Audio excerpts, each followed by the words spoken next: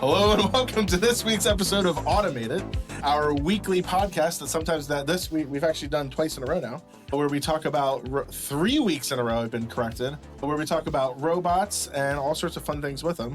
Joining me is a strange man sitting across from me in blue, but next to him is Adrian from Foxglove. Adrian, want to introduce yourself? Hi, everybody. Adrian Macneil from Foxglove. Yeah, look at that. We have guests on our podcast sometimes. Yeah. I think you're like the second guest ever. Yeah.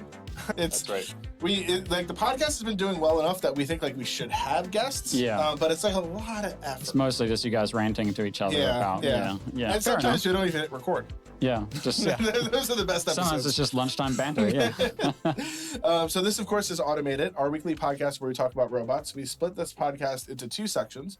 First, we play a game where we invent a really stupid robot using a random technology and a random business case. And then we talk about a subject. And Elliot, what are we going to talk about this week? We're going to talk about Foxglove, I think. The poisonous plants, I assume. Yeah, I knew that was a poisonous plant because I'm very into horticulture. Oh. That lives on Earth. Horticulture robots? Yeah. That horticulture should be on this thing of robots. It's just cycling through applying big data to different things. We can just, if you want, just give me all your Foxglove feature requests and we can, Applying Foxglove too. Yeah. So cycling through this a little bit to not get too dystopian and not get too realistic. All right. I finally got a good one. Heading generate new ones over. All right. What have you got? As many people know, farms sometimes have pests. They're bad. But spraying poison on your food, not so great. People feel weird about runoff, this, that, and the other. So the idea of a robot that could, do pest control, I think, has been interesting for a while. Some folks have looked at lasers, other folks have looked at whatever. I think the final form for pest control in ag is actually humanoids. And I want to build a humanoid robot that can get all my boll weevils and other assorted pest rodents out of my field. Sounds very practical. Yeah, that's the way that you can know that you're not destroying any corn, because you have this humanoid walking down each row saying, oh, look, there's a boll weevil, grabbing it, and you can just crush it and throw it back into the muck. Yeah. Also, it's nice having so many joints and so many different places for dirt to enter the robot. No, that'll be fine. Yeah. So first, step one, the humanoid walks down the row, sees a stalk of corn, and sees like some aphids on it. Maybe sees a mouse scurrying underneath, and is able to get the aphids and get the mouse. The mice hunting humanoids. Yeah, this is a good image. Yeah. Their eyes are red because you can see easier in infrared. Yeah. Okay, so maybe we should think about this just as mouse chasing. So we see mouse run. Yeah. And if we do enough passes through this cornfield or strawberry field, we'll see mice run. Sure. So we can data collect on mice running, and we can say general trajectory. And actually, interestingly, you could probably come to a conclusion of what the function of that trajectory is based on approach angle. Let's lean startup. Let's narrow down the problem scope. Yeah. Let's just say we have a square white lit room and a mouse in it. Spherical chicken in a vacuum. A square lit room with a mouse in it, and then a humanoid. All right, you went down to Agility or Unitree or Figure or maybe called up Elon and Optimus. Yeah. And you put it in a well lit white painted room with one mouse in it. Yeah. Let's try to trap the mouse there first before we get into like fields with holes and things. Yeah. I've seen a lot of these humanoid ones, like the Unitree one. It doesn't walk normally, it just stomps a lot.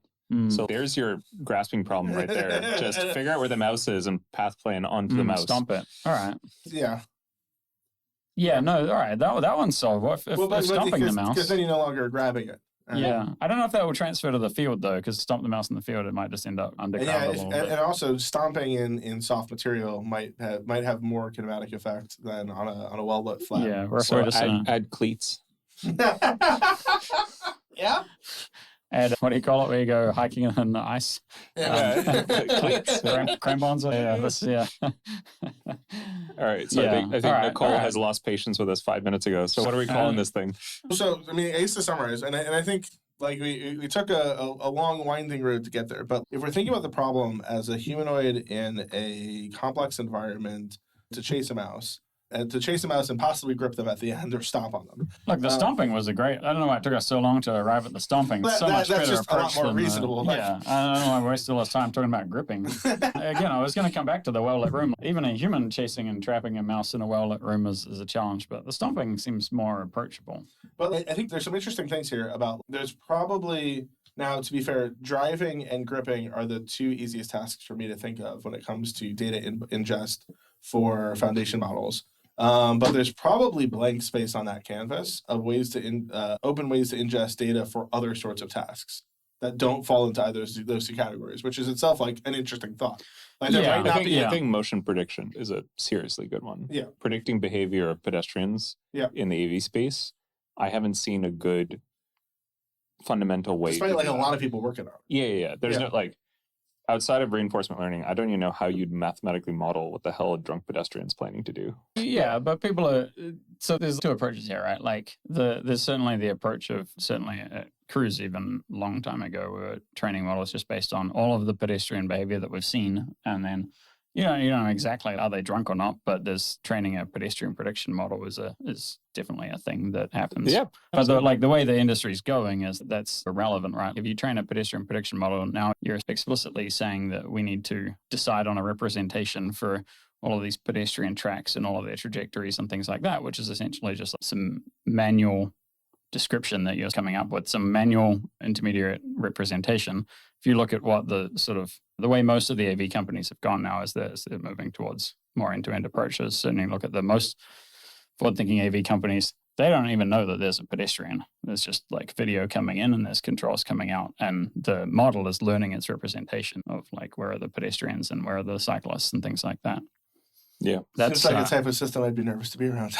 You're nervous to be around that or one where, some engineers have just hand-coded. The validation is a hard problem either way, right? Like the validation of can we put this particular release out on the road? I think that's a whole other topic. But I think now we have gone suitably past the game. Is the game to actually then turn this into a pitch for people to invest in our come up with something that kind of resembles a product or a robot or talk about the technical difficulty of it. Yeah. So I think getting to the fact that predicting where a mouse goes is a suitably hard enough problem that actually might be a really good place for AI. Especially if you have multiple passes. I think the squash. I think that we could do it with RL. Actually, we just just model a mouse because you don't need to worry so much about. Honestly, if you could have a series of representative environments that are fenced in where the mouse can't leave, right? And you chip the mouse with some awful thing that shortens their life incredibly, but where you can exactly know where they go in that room, and then you just chase it a bunch of times, and there's your data set. And your data set is about like classifying this thing I see as a mouse, and based on what it's doing, neural network try to chase it, try to figure out where it's going to go. So we made a humanoid version of a robot cat. Yeah, I think the name for the company is Cute Anthropomorphized Terminator or Cat. And with that, let's switch to our primary topic. So, Adrian, tell us who you are, why you're here, and what you do. Hi, everybody. Adrian Macneil, as I introduced myself earlier. He loves redoing intros. There's an echo in here. Is there? Yeah. Great. Yeah, you should get some more. I think you should get some more soundproofing. Check on Stefan's side of it. Illy keeps on trying to put soundproofing around my desk. Oh, okay. Yeah. So they can't hear you. Yeah, I'm the co-founder at Foxglove, a visualization and observability platform for robots. Like, why is that a thing? Yeah, this is a great question. Why is it a thing? Something that I discovered while I was at unspeakable company called Cruise. We can talk about it now, right? Yeah. Cruise is no longer an independent brand, shall we say. Yep. It has been folded into the GM mothership. But spent 5 years at Cruise building a lot of the infrastructure, back-end services, data infrastructure, fleet communication, touched all manner of pieces that talk to the robot there, and realized just the complete lack of sophistication and existing off-the-shelf tooling and infrastructure available for robots and self-driving cars. Like, how good does that need to be? RViz is a freely accessible package. Yeah. Why do you need to get something better than that? Yeah, and at least visualization we see as a part of our overall platform, but with the visualization piece specifically, you can think of us as a modern cross-platform cloud-connected version of RViz. RViz was a great piece of technology when it was built at Willow Garage 15 years ago or coming up on 20 years ago, but the world has moved on, right? Pitch is old. You're like, oh no, not 15 years ago, 20 years. Yeah, this was like a long time ago that this stuff was invented. Maybe back then the idea of a Linux desktop-only app that had to be compiled against your robot framework was acceptable. But now the world has moved on. A lot of people have different platforms. They have Mac and they have Windows. A lot of people have data stored in the cloud that they want to look at. And so early on at Cruise, this was actually we built a lot of internal tools at Cruise. It was one of the things that sort of people don't realize, the bottom of the iceberg that you need to do to build anything with autonomy these days. But certainly, like, one of the first things that we solved was this visualization problem, because we looked at the workflows that the engineers were doing, and to even go and debug an incident, to go and understand in the early days, okay, the cruise cars could barely even make a left turn or something, but you go and understand, like, why did this failure happen? We're going and debug it, right? With debugging server software or debugging any kind of back-end software apps or things like that these days, it's fairly easy to do this usually with either like an integrated debugger or print statements and just some text logs that are coming out and some time series data coming out. When you want to debug robots, sure, you have text logs. Sure, you have lots of time series metrics. You also have 3D data like robot pose and state and position. You also have a lot of other sensor data like camera images and LiDAR point clouds, and you have maybe like GPS data, and so you need to see on a map. So you have this very like multimodal debugging problem, and that was something, again, at Cruise. Yeah. Couldn't you just have 5 windows of things up next to each other? Yeah, exactly. And this was literally the workflow. It was like, okay, we want to debug this. So first of all, go find the bag file, get that back to your computer, and then check out the right version of the code base, run build, open like a couple different terminal windows. So in one, you're running the like ROS environment, and then another terminal window where you're doing ROS bag play, and then open up RViz in another window, and then open up like RQT image or something in another window, and you open up your plot in another window. And someone literally wrote a script, like actually one of the early all hands that I joined at Cruise, somebody wrote a script that would do all of this for you. It would launch the like 8 different windows and rearrange them on your screen. And they got like a standing ovation because they'd written a script that would launch the 8 different windows for you and rearrange them into a usable position on the screen. And then you're like, so you do all that shit. And by the way, you do that because you're the engineer, you have ROS installed. Good luck if you're just like a product manager or a CEO or something that wants to look at it. But you do all of that shit. CEOs and then you're like, yeah, they are. And then you want to just, you're like, okay, cool, pause and rewind. Oh, look, you can't rewind in RViz at all. You can go and you can loop the entire bag file. You can pause, but good luck rewinding. This is just like not a feature that they have. Like, if something doesn't go right in your robot, why wouldn't you want to just rewatch the whole thing? Yeah, exactly. Just go back to the side. Watch the 2-hour drive again. Yeah. So that was one of the first things that one of the first kind of in-house tools that we built at Cruise that I really got thinking about this problem around observability for robots. Mm-hmm. And like And I think what's interesting about this, I often actually use Foxglove as an example when I talk to finance people outside of robotics who think they know things but then don't. I'm like, yeah, like tools like this didn't exist 10 years ago. Right. Like you couldn't just buy them, and they're most like, what? That doesn't make sense. Yeah. No, and this is what. So like an analogy I draw when if you're talking to non-robotics folks, right, is if you think about a vertical SaaS startup that you want to build today, you're not really taking on a lot of sort of technology risk, right? Like mostly you want to go build a SaaS startup today for I want to sell t-shirts to kittens. Exactly. Only kittens, like, no cats. And it's going to be like connected and all of that. So you want to do something like that. You're not taking on a lot of technology risk, right? Like you focus on the product, you focus on the product market fit, you focus on go-to-market. You like glue together a bunch of different off-the-shelf open source libraries and glue together some infrastructure, and then you focus on solving a customer's problem. And that's like completely the opposite in robotics today. In most kind of robotics startups you talk to, the sort of product market fit thing is actually like blindingly obvious. It's, oh my God, if the robot could do that, yeah, we're paying. If the robot could do everything my butler does, of course I'll pay $5,000 for it. Right. Or not even that. It's just some like repetitive warehouse task, right? Like I early on in my high school summers, I grew up in quite a sort of agricultural region in New Zealand, and early on my high school and college summers were spent like working with a machine that creates the trays, the sort of cardboard boxes that fruit come in. Okay. So basically just like running back and forth between pallets, like grabbing box stacks and stacks of cardboard and loading them into this machine and then running around and putting glue in them and things like that. So you want to go and build this, and then we're going to build this startup, or maybe we're doing the humanoid mouse catching startup. I don't know. You want to build one of these things, and you're just like, okay, cool. You go to the market, and the market's, yeah, that'll be amazing if you can do it. Like, here's exactly how much I'm paying people to do this currently, and this is what my churn is, and every 3 months they quit, and I have to hire new people. So that'll be amazing if you can make the robot do that. Can you make a robot do that reliably? Maybe you made a sweet demo and it does it once, but like, how can you make it do it over and over again? And so like most companies in the robotics industry, are taking on huge technology risk. They're Yeah. taking on this. It's not so much a product market fit. But that wasn't always the case with SaaS, right? If you rewind 20, 25 years ago, the early 2000s, everyone was figuring out that all of this stuff didn't exist off the shelf. If you wanted to build a startup and you look at early Google and Facebook and Yahoo and Amazon, they just had to build everything from scratch. And so that's where we are today, right? We've talked about grocery delivery, right? Right, Grocery right, delivery exactly. in the 90s was like, Right, because all of the layers, delivery. exactly. Like you didn't have good 4G or 5G networks. You didn't have good like mobile apps or at least mobile phones that you could easily build an app platform for. So you end up having to build too many layers of the stack and a good idea fails.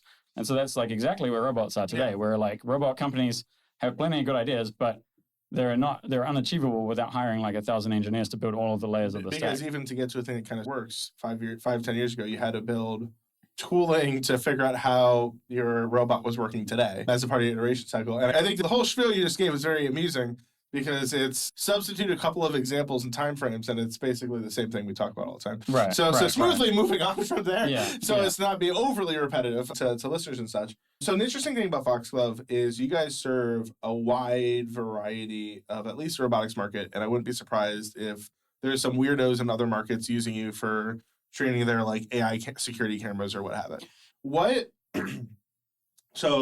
things are shockingly different? What robot use cases actually need shockingly different implementations of Foxglove?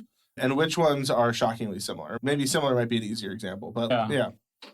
Yeah, you're absolutely right. Like we do work across a lot of different companies in the industry, and our product is used by people building everything from humanoids to agriculture robots to defense to autonomous driving to a lot of like warehouse and logistics type robots.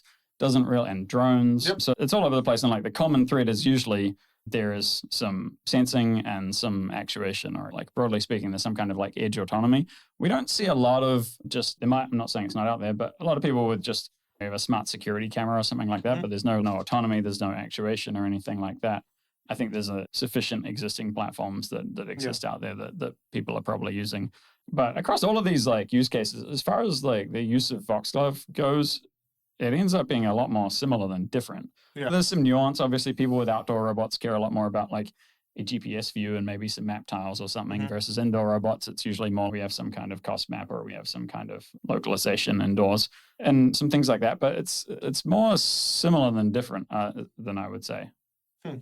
Are there sensor modalities or data types that are harder to think about how to visualize or require like more UI lift or like fit into the broader whole less smoothly? The things that come down, a lot of the visualization ends up being similar, but different types of data. For example, people are operating at wildly different data rates. That's something that is quite interesting. A self-driving car, for example, or just like a cyborg delivery robot, right? A lot of the data rates that things are moving at is maybe you're capturing images at 15 or 20 or 30 hertz or something like that. And the whole system is broadly making decisions because you're driving like 5 miles an hour down a sidewalk or 3 miles an hour. Yeah. I think most sidewalks are like 2 miles an hour. Right, exactly. There's actually an interesting problem for that market. Right. Like it's hard to be a good delivery service if you only drive 2 miles an hour. So Right. like I think DoorDash specifically found that like the utility of a sidewalk of a delivery robot was only if like you could get me a hamburger within 10 minutes, or like after that, it'd be unpleasant to eat. And 2 miles an hour plus 2 miles of travel distance. Yeah, some food is going to congeal over the time. But and then with like, the delivery thing, I mean, you're competing with a guy on a scooter, probably like cutting off a bunch of traffic and risking his life to get your burrito like 30 seconds faster. $2. Yeah, exactly. It's a fair trade. Yeah, but the suggested tip is like 8. You guys are tipping? This is my other thing about, I talked to a lot of the sidewalk companies, but this is, I think, probably the biggest problem, in my opinion, with the sidewalk delivery industry is that all the delivery is subsidized by tips, essentially. Like the price that you see for delivery right now is free, or it's $1 or something on Uber Eats or DoorDash and things like this. But then they're like, hey, would you like to tip them $10 for bringing it like 1 mile down the road? Are you going to tip a robot? No. But going back to data rates. Okay.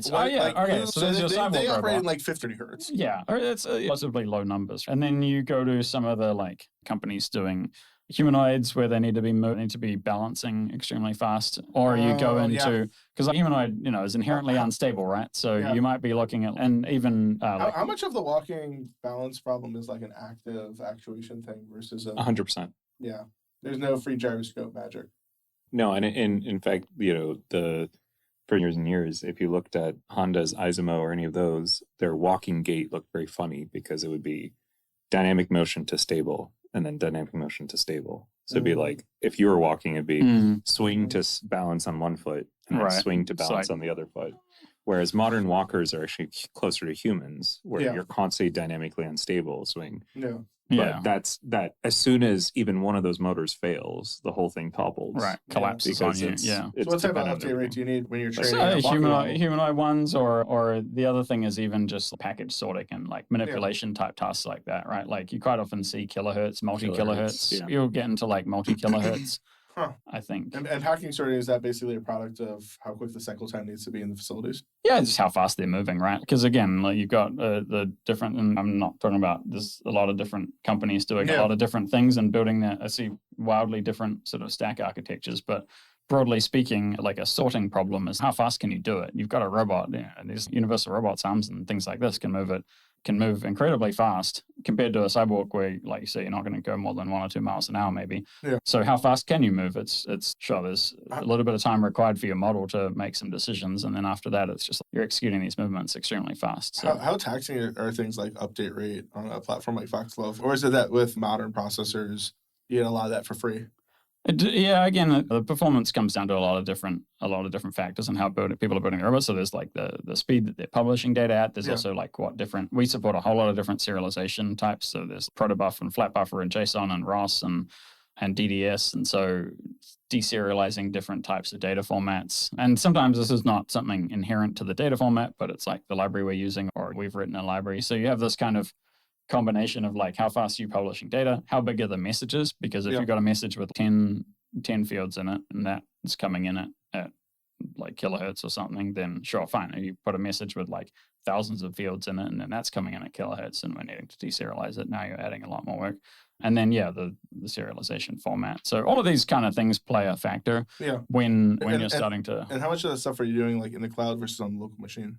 All local right now. Yeah. So our cloud service is stored.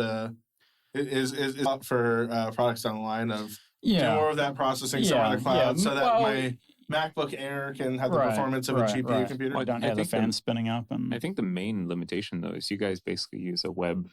You're basically running a browser in some sense. Yeah. So we use, so that's one part of it. Like we're using the web stack. And so you've got the V8, like Chrome's V8 engine, which is running your JavaScript JIT. Mm-hmm. And so there's limitations within that. One of the other limitations that you run into in JavaScript is that you're limited to 4 gigs of heap space. So JavaScript objects that you can create, you're only allowed to create 4 gigs of space. And this is one of the most annoying things I would say about working in the browser is that this is not like a hard and fast, this is the limit, here's exactly how much you've used, and here's the limit. Mm-hmm. This is more of just a hand wavy, if you get too close to it, we will kill your tab. It's kind of like streaming lots of data over LTE. Like your teleop demo is great when you first get your Verizon or T-Mobile SIM. Yeah. And like you practice it, do a nice month or 2 of dev. It's super stable. Then you show it to someone important who's already on the fence, some VC or partner, and that's when T-Mobile decides to throttle you to 1/100th of speed. Yeah, exactly. How much of that limitation is, or of using JavaScript, is driven by what you've done historically versus being the right tool for the job? The browser is a great tool. Like a lot of people are pushing the boundaries of what you can do in a browser besides us. So I don't think that the sort of browser, generally it's a great cross-platform environment. It's great for rendering a lot of UI type things. But if you look at what a Figma has done, so Figma is a cross-platform graphic design tool. Yeah. They use the browser for their entire app. They have a desktop app as well, which is based on Electron, similar to what we do. But they render all of the sort of buttons and widgets in the user interface are built using the DOM, which the DOM is like the kind of UI library that you use to create things in the browser land. But their whole kind of like canvas, the thing that you're drawing on is, as far as I understand, a C++. Codebase has been compiled to WebAssembly. So that's certainly possible, and that's where you get to the more high-performance pieces get moved to WebAssembly, and then you are free from the limitations of JavaScript memory management and things like this. You can write it in C++, or you can write it in Rust. So there's definitely like a lot of possibilities there, and those are things that we're moving towards as well at Foxglove. But in the same respect, like the browser is a phenomenal platform. We've never had such an easy cross-operating system, cross-architecture environment available before. So yeah, that works pretty well. Do you guys use any of the WebGL stuff as well? Or? Yeah. So What's that WebGL stuff? So it's traditionally, if you have something like OpenGL library, it's a library to render 3D or 2D objects on your computer screen in code. So instead of having to individually tell each pixel what to do, you can tell WebGL. Make a cube. Yeah, make a cube, make it spin, do whatever. Shade it is a big chunk. So WebGL is that, but for websites, so that the browser will render. And it works across platform because you might be using DirectX or Windows or OpenGL on Linux, so it's abstracting over those differences. Yeah, so we use 3JS, which is a JavaScript library, which is built on itself on top of WebGL, and I think WebGPU is coming out now. That's more of the modern one, but yeah, that's a big part of it. Anyway, yeah, so you got these data rates and things. And also I said we got these limitations around like heap usage and things like that. But there's workarounds as well. Like you can manually allocate like chunks of memory that are exempt from that. So there's a lot of tricks that we do to be able to do a lot of this in the browser. You asked the question, are we offloading more to the cloud? We're certainly looking into that and we're starting to do it in some cases, but we also notice that a lot of people have local data that they want to work with. So there's three kind of core workflows that we have. One is people connected live to a robot, and so they're wanting to see that streaming. One is people opening like a local log file, a bag file, or an MCAP file, and so they've just recorded it. Either they ran a local simulation, or they like plugged in their thumb drive to a robot and they copied it or something, but they want to work with local data, or they want to work with cloud data. We can, in some cases, sure, we could offload stuff to the cloud if you're looking at data that has existed in the cloud, but for local debugging, that you still need this ability to work with local data. Cool. Yeah. So very different question. So I know you guys famously branched out from an open source library. Yeah. I'd love to hear the history of that, both that open source project within Cruise. Yeah. The origins of Foxglove on top of it. Yeah. And then the decision to go closed source. Yeah. That's a great story. So we started Foxglove in 2021. And as you said, the Foxglove originally, we started from some of the work that happened at Cruise. So I think dating back to about 2017 at Cruise was when we started this project called WebViz. And so this came out of a hackathon at Cruise. Like I said, there was a lot of frustration around the RViz workflows. We created this WebViz project.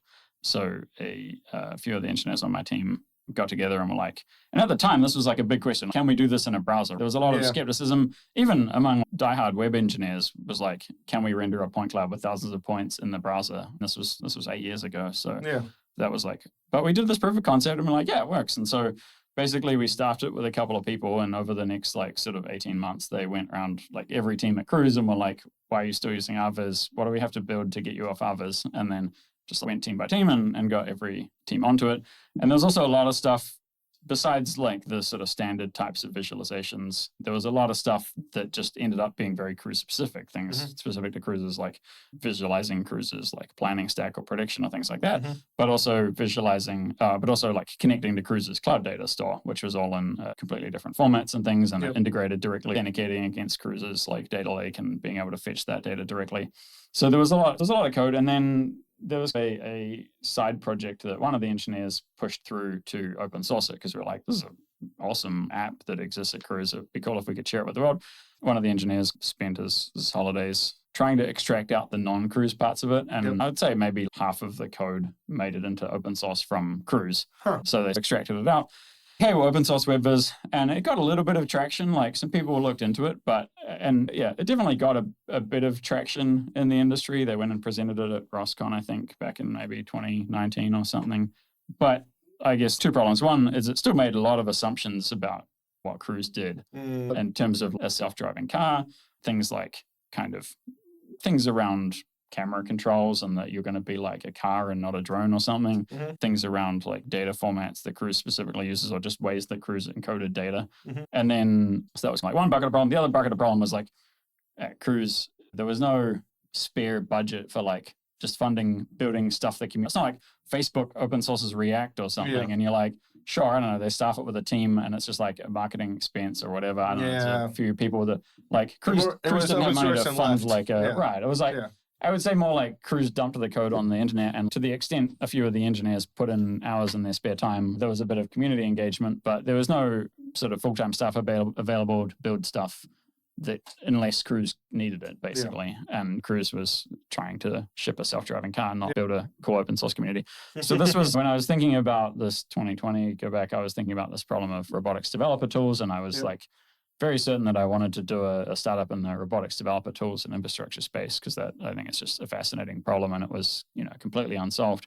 And I thought a lot about this, and the original kind of founding vision for Foxglove was like, okay, we will continue on the WebViz vision, we'll build the visualization tooling, and then we will also build like a kind of data platform, a data lake and some data streaming things to go alongside it. And that matched, again, some of the parts that did not get open sourced of WebViz at Cruise was allowing access to cloud data and being able to just share links across team members and things was a huge part of what unlocked the performance benefit. Was like, no longer did you have to write up a whole list of instructions for how to go find this data, but I can just drop a link into a Jira ticket or into a Slack channel and be like, hey, look at this. This is totally broken. And then 10 other people can click on the link and look at it like a normal person using a web browser.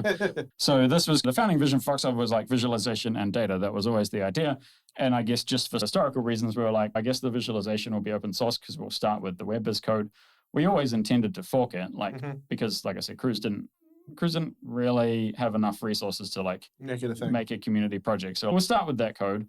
And the decision to keep it open source, it was always just like more of an accident than anything. It was like, that code was open source. I guess we'll keep the viz open source and then we'll build the data thing. So we spent like the first 2-3 years of Foxglove continuing that vision and just building out the open source visualization and then building out the cloud data management, sharing and things like that. What I learned along the way is that some things about building open source, building companies around open source. Yeah. And I think one thing that people don't really realize with starting a company around open source is that you really have two product market fit problems. Like you have a product market fit problem around the open source or whatever the thing. People using the thing. Yeah, and open source is like even a bit of a, it doesn't even matter that much. You've got a free thing and then you've got a paid thing. And you've got a product market fit problem around, can you get people to use your free thing? And will that take off? And will they be stoked about it? And then you've got like a whole second problem of, okay, but then and what are they going to pay for? And why are they going to pay for it? Yep. And a couple of like factors that are obvious to me now that were not obvious to me at the time. One is that the companies that build commercially around an open source product or a core, number one, they're usually in a really big market. So they're building like databases. And it's like, who could use a database? Or Red Hat's an exception in open source lands. Yeah, and Red Hat is doing more of consulting. And at some point, we were talking about, is there a world for Polymath to open source our whole thing? And like the only successful open source company I could find, or like the best successful one over a long time was Red Hat. Yeah. And it was like everything else is like third fiddle. Yeah. But there's Grafana and Sentry and Postdocs doing well now, but there's a lot of database stuff too, right? There's a lot of people need it. They probably need to try it out before they commit to it. Like Spark Once or they've committed to it, they've really committed to it. Right. Yeah, Databricks and Spark or something. There's a lot of database or data analytics. Like who needs a database? Oh, literally like every single company in the Fortune 500 is your customer. And so if you monetize 3% of them, you've got a good business, or monetize 5% of them, right? Like you can build a good business. So there's number one is it a big enough market that you can afford to monetize a very small percent of it? And that was not true for us. So robotics. Robotics is mostly a market of like cool projects that might be big one day. And and a lot of companies that are building, they've raised money and they're building a really thing, but they're cool projects that might be big one day. Right. And so every single person that wasn't paying us was impacting our ability to even continue the development of the thing. And then the other thing that I noticed with a lot of open source projects is there's usually a natural problem that people run into in the scaling of the system. So like with a database, for example, there's quite often, you can pull down the Docker image and run it locally on your laptop and it works great. But if you want to run like an HA cluster that's multi-master cluster that is serving like production load, it's a pain in the ass order. It's just complicated to host. Therefore, people come to you and they're like, you build once a it thing, gets really valuable, it gets really it. hard, right. and it's easy to monitor. Whereas for you guys, in a way, a desktop app or even the visualization app is like, you run the Docker image, it's a static web app. Like you run the Docker image and you could serve tens of thousands of users at a company with a single Docker image. There's no there's no hurdle you got to. So that was a challenge. And in some ways, you guys are most valuable in earlier to mid times.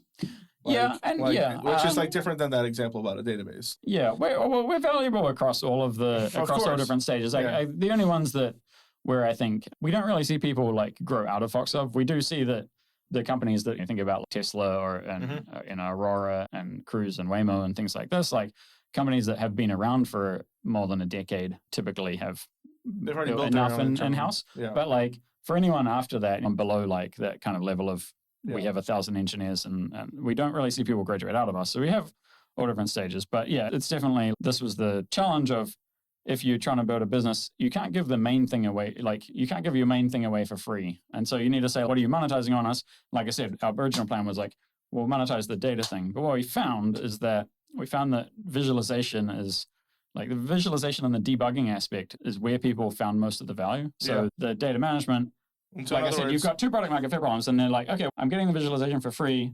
And then you're asking me to pay a lot of money for the data piece. And they're like, well, we mostly like the visualization piece.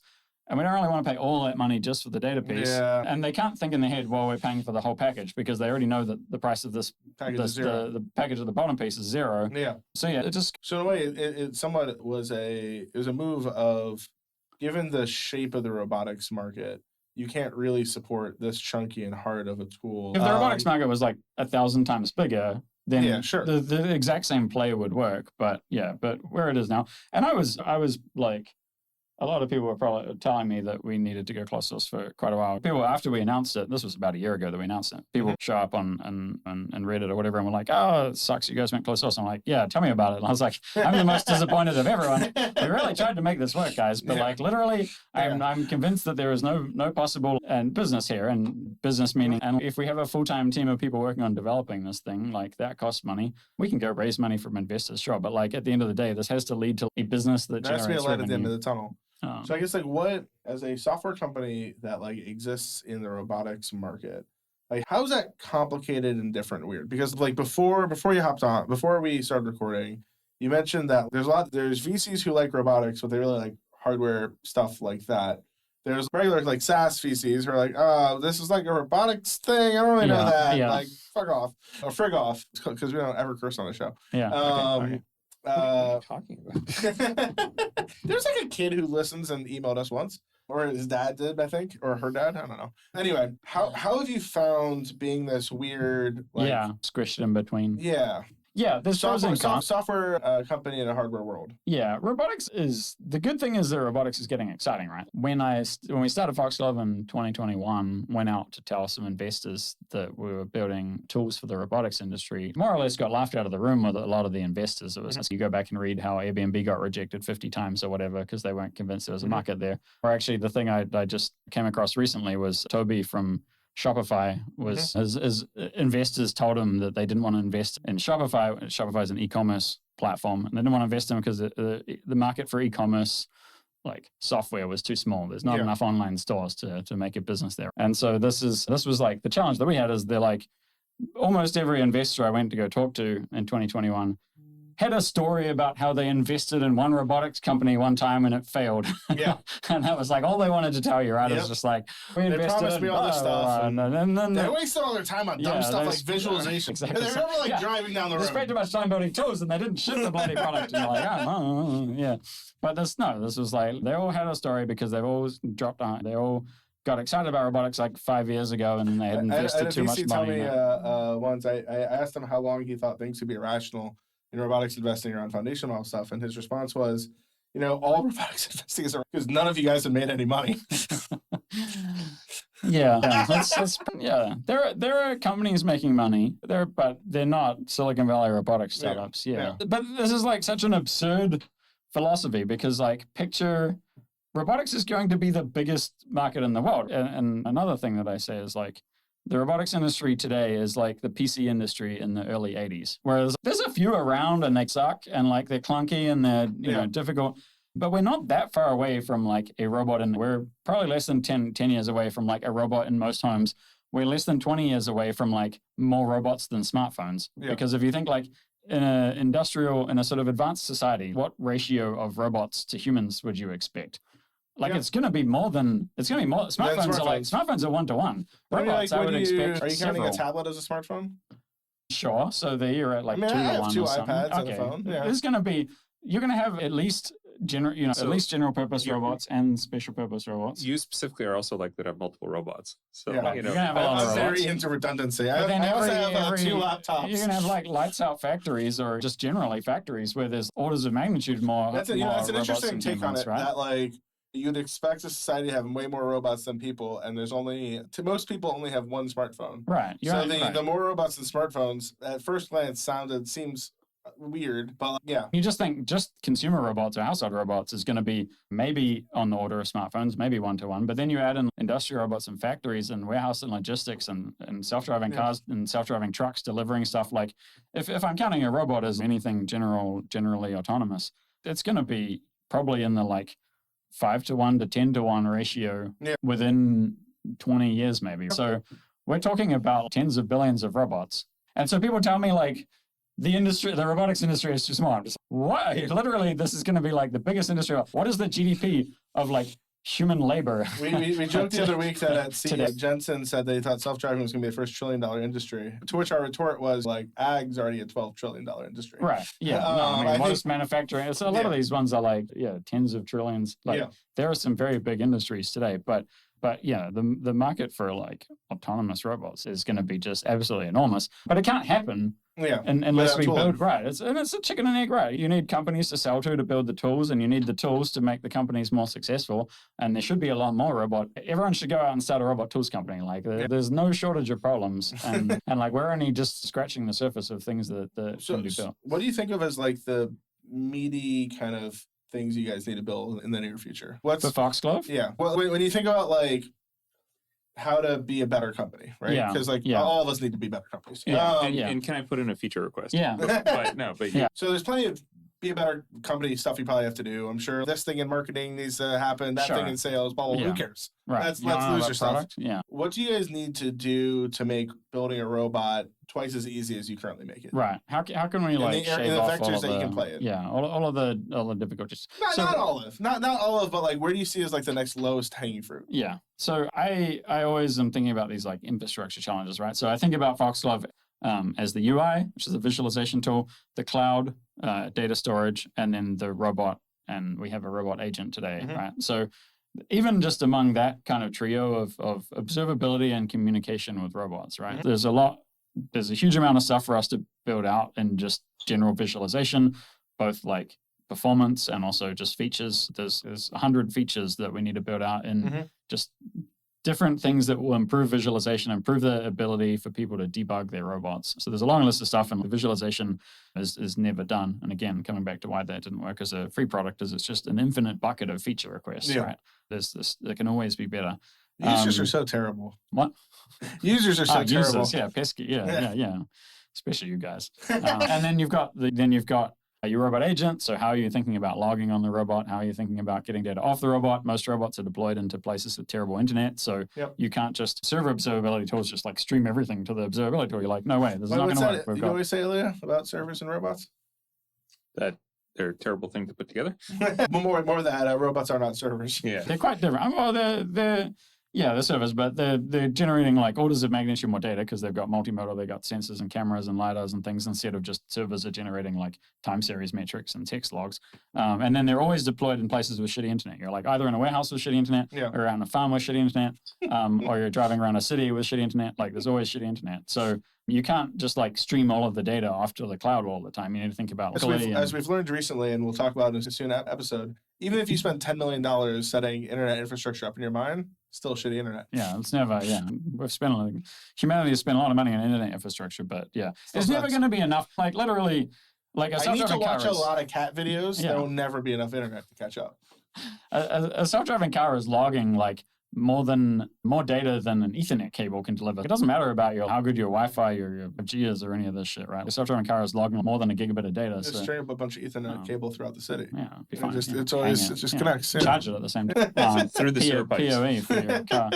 Anyway, robot logging, data offload, and then the cloud data storage. I would like to do a lot more around like data set curation, keeping track of all these different incidents and episodes, and then being able to like build up your episode library that you're ultimately using for training robots. So I think of this like kind of trio of the robot communication, the UI to visualize it, and the data in the cloud. That's the core pieces of our product. All of them need more stuff. All of them need more stuff. But even this is, and I say everyone should go start a robot tools company. These are just, we don't do anything to do with simulation. There's lots of companies building simulation. We don't do anything right now to do with fleet management or any of this kind of stuff.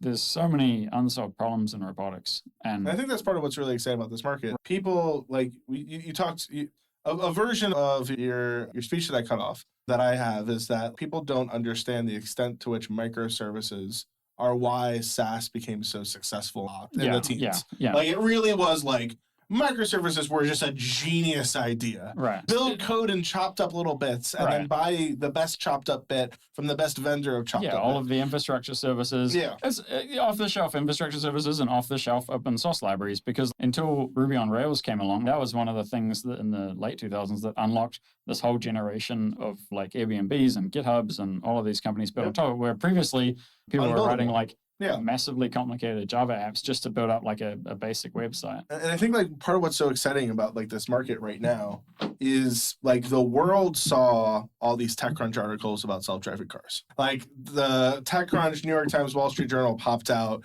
a story a day for 8 years about how like soon we would never learn how to drive again. And everyone read 5 of those articles. Right. Like my hunch would be if you went to a village in India or Siberia where they barely have internet, like someone there has read a story about self-driving cars. But so little of the infrastructure to make that buildable exists. And whether it's a self-driving car or a self-driving bulldozer or a vacuum cleaner, like all of these remain ridiculously hard problems despite versions of them looking like they're solved. And whether it's dev tools, whether it's parts of the autonomy stack, whether it's fleet management, there's just like an abundance of surface area to create incredibly valuable things. Right. And every time you solve like you solve these like very big rocks, these big low-hanging fruit, more companies spring up, and then it becomes more profitable to fill in all of the other. And this is exactly what happened in SaaS, like you said. So we want to make building a robotics startup as easy as building a SaaS company. That's asymptote. We're never going to, there's still hardware to deal with, so it's not going to be as easy. But it can be a lot easier than it can be now. We want to get to the point, and maybe we finish on this, but like another analogy I have, bringing back to robots today are where PCs were in the 80s.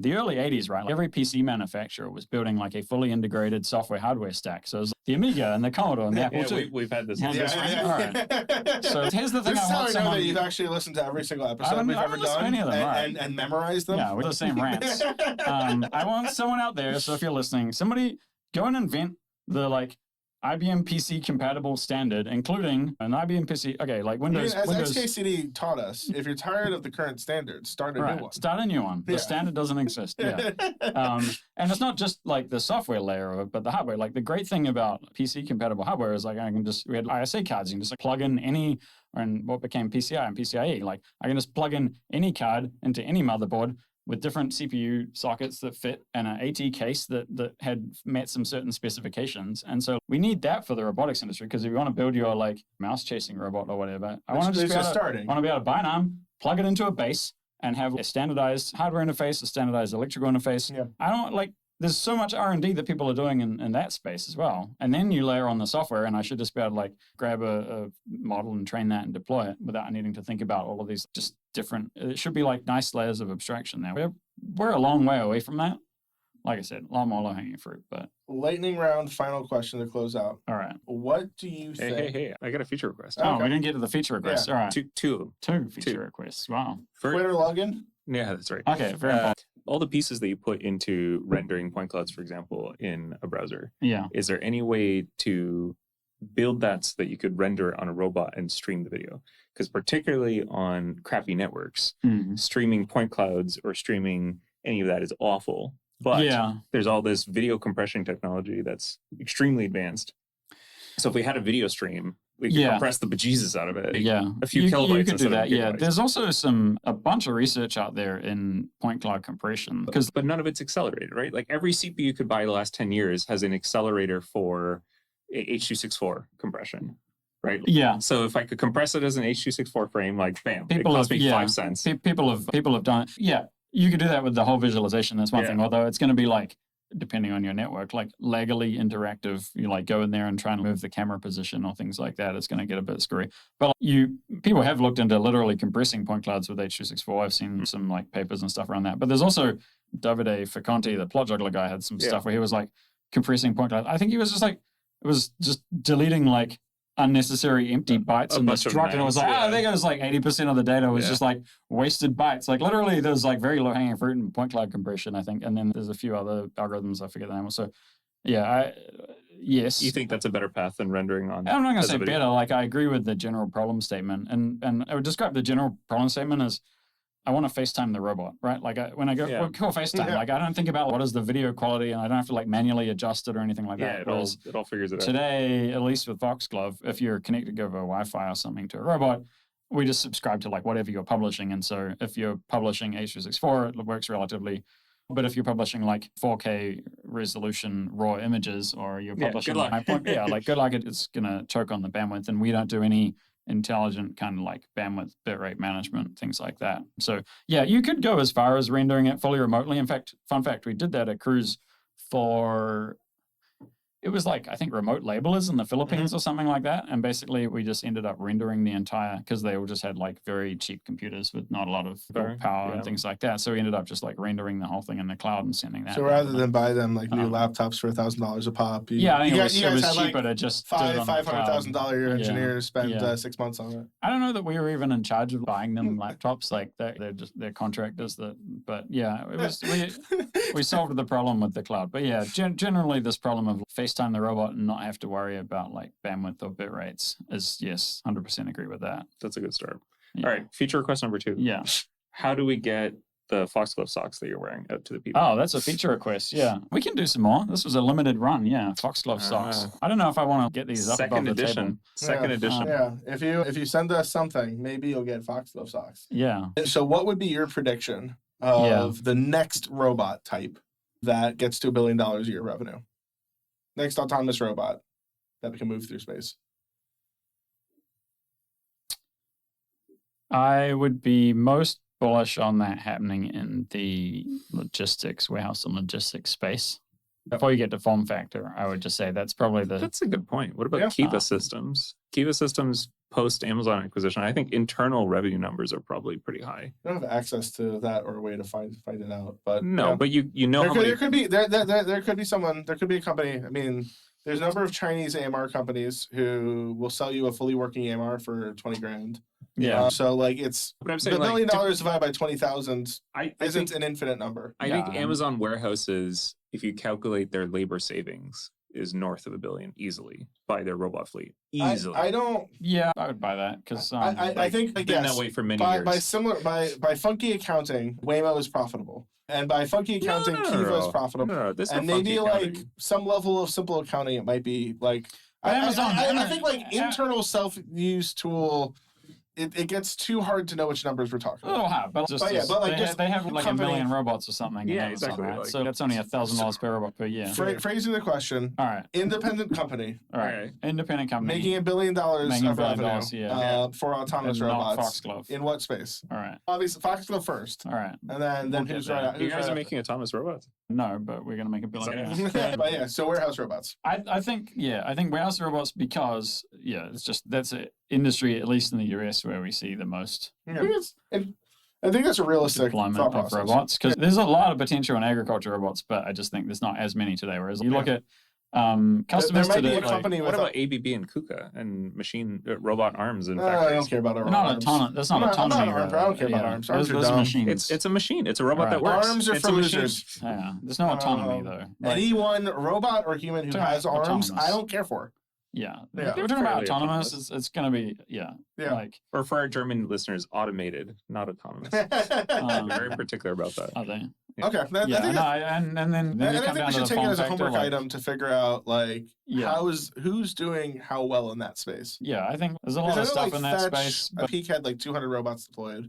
So they never had $1 billion a year revenue, and I would say they never had 100 million in a year. Yeah, but there's a lot of I can think of a handful of AMR companies that have 5 figures of robots deployed. Yeah. So you don't think these humanoids who are promising 100,000 units next year are going to get to that number? It's humanoids, I think, draw a lot of parallels. I draw a lot of parallels to self-driving cars, which is it's directionally correct. It's probably going to take longer than everybody's saying, but it's not wrong. Like a lot of people were throwing shade at autonomous driving in 2016, and sure, like we didn't ship them in 2018, but like now they exist, and I can go for a drive around San Francisco, and it's incredible.